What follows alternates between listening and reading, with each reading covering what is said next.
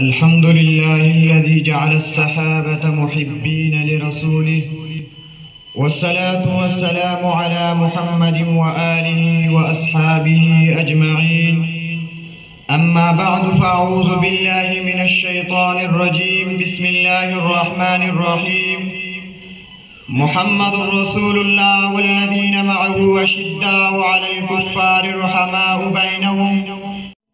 آپ بھی سنیں، علماء بھی سنیں، حکمراں بھی سنیں. خلفاء الراشدین کے فضائل ہے کیا؟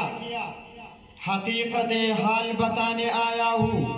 مسلمانوں کے خون ناحق سے رنگی ہے جن کی دیواریں، میں ان باطل فرش شاہی ایوانوں کے دیواروں کو ہلانے آیا ہوں. محترم و مکرم و مشفق اساتذہ کرام، جج صاحبان اور میرے ہم مطلب اور ہم سفر ساتھیوں، السلام علیکم ورحمۃ اللہ. نبی کریم صلی اللہ علیہ وسلم نے فرمایا، ابو بکر فی الجنہ، عمر فی الجنہ، عثمان فی الجنہ، علی فی الجنہ. یہ ترتیب خود نبی کریم صلی اللہ علیہ وسلم نے فرمایا. ایک دوسری حدیث میں فرمایا، ارحم امتی بامتی ابو بکر، واشدهم فی امر اللہ عمر، واصدقهم حیاء عثمان، واقضاهم علی. وابو بکر یصدقک وهو صدیق. کون ابو بکر؟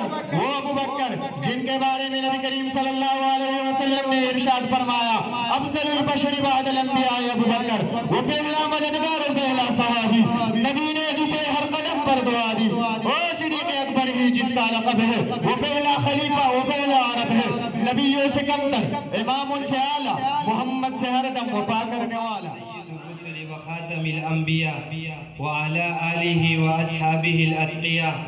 أما بعد، فأعوذ بالله من الشيطان الرجيم. بسم الله الرحمن الرحيم. يا أيها الذين آمنوا اتقوا الله وكونوا مع الصادقين. صدق الله العظيم. وقال النبي صلى الله عليه وسلم، يا أهل القرآن لا تتوسدوا القرآن واتلوه حق تلاوته من آناء الليل والنهار وابشوه، أو كما قال عليه الصلاة والسلام. اس دار و رسن کے محفل میں حق کہنے کا دستور نہیں، اس دار و رسن کے محفل میں حق کہنے کا دستور نہیں. ہم اس دستور کو بدلیں گے. اعلان سنانے آئے ہیں، ہم باغی ہیں ہر باطل کے، ہر باطل سے ٹکرائیں گے. زندان کی زینت بن کر بھی حق باطل سے. حضرات کے سامنے دارالعلوم دیوبند کے مقاصد کے موضوع پر چند معروضات پیش کرنا چاہتا ہوں. سامعین محترم، 1857 عیسوی کے جنگ آزادی کے بعد انگریز سرزمین ہندوستان پر اپنے پنجے تو گاڑ چکا تھا، لیکن وہاں کے مسلمانوں کے رجحان، جذبہ جہاد اور شوق شہادت کی وجہ سے انہیں زیر کرنے کے قاصر تھے.